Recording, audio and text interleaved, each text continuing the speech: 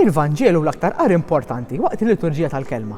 Dan għaliex nisimgħu lil Ġesu jkellimna jew inkella xi episodju mill-ħajja tiegħu. Il-kelma Vanġelu ġejja mill-Grek Evangelion li tfisser aħbar tajba. Hemm diversi modi sabiex nuru rispett tagħna lejn il-Vanġelu.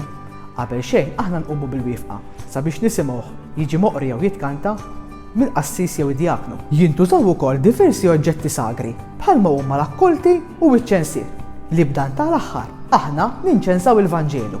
Fil-festi speċjali issir ukoll proċessjoni b'dan il-ktieb imsejjaħ l-Evanġelarju.